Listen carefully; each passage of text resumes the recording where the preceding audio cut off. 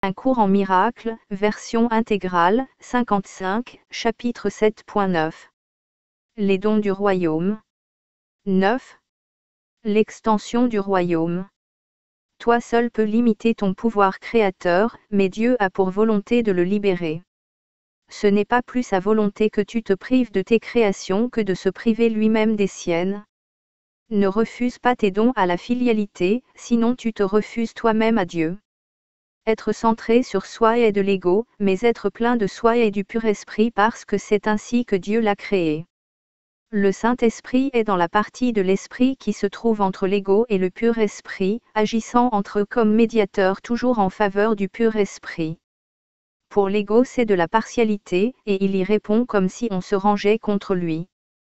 Pour le pur esprit c'est la vérité, parce qu'il connaît sa plénitude et il ne peut concevoir qu'il y ait une seule partie d'où il serait exclu. Le pur esprit connaît que la conscience de tous ses frères est incluse dans la sienne, comme elle est incluse en Dieu. Par conséquent, la puissance de la filialité tout entière et de son Créateur est la propre plénitude du pur esprit, qui rend ses créations également entières et d'une égale perfection. L'ego ne saurait prévaloir contre une totalité qui inclut Dieu, or toute totalité doit inclure Dieu. À tout ce qu'il a créé toute sa puissance est donnée, parce que cela fait partie de lui et partage son être avec lui. Créer est l'opposé de la perte, comme bénir est l'opposé du sacrifice. L'être doit être étendu. C'est ainsi qu'il conserve la connaissance de lui-même. Le pur esprit aspire à partager son être comme son Créateur l'a fait. Créé par le partage, sa volonté est de créer. Il ne souhaite pas contenir Dieu, mais a pour volonté d'étendre son être. L'extension de l'être de Dieu est la seule fonction du pur esprit. Sa plénitude ne peut pas plus être contenue que ne peut l'être la plénitude de son Créateur. La plénitude est extension. Tout le système de pensée de l'ego bloque l'extension, et bloque donc ta seule fonction.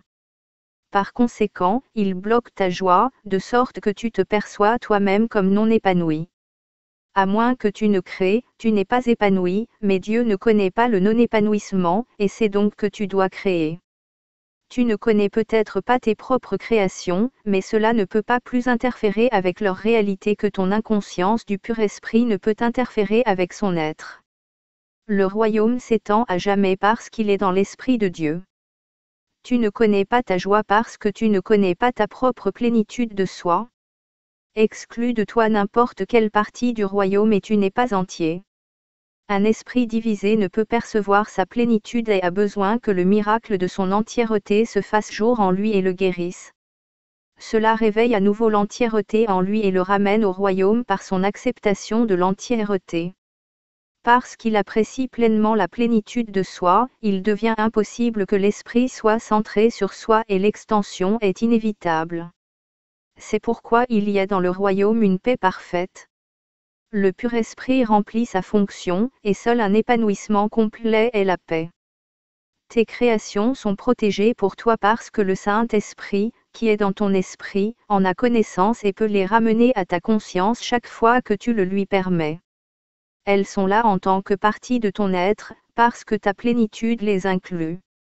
Les créations de chaque fils de Dieu sont les tiennes, puisque toute création appartient à chacun, ayant été créée pour la filialité ne faisant qu'un.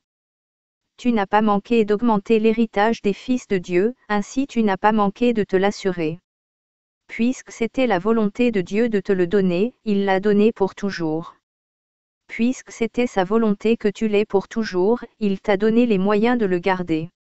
Et c'est ce que tu as fait. Désobéir à la volonté de Dieu n'a de signification que pour ceux qui sont insens. En vérité, c'est impossible. Ta plénitude de soi est aussi illimitée que celle de Dieu. Comme la sienne, elle s'étend à jamais et dans une paix parfaite. Son rayonnement est si intense qu'elle crée dans une joie parfaite, et seul ce qui est entier peut naître de son entièreté. Sois confiant en ce que tu n'as jamais perdu ton identité ni les extensions qui la maintiennent entière et en paix. Les miracles sont une expression de cette confiance. Ils reflètent à la fois ta propre identification avec tes frères et la conscience que ton identification est maintenue par l'extension. Le miracle est une leçon de perception totale. En incluant n'importe quelle partie de la totalité dans cette leçon, tu as inclus le tout.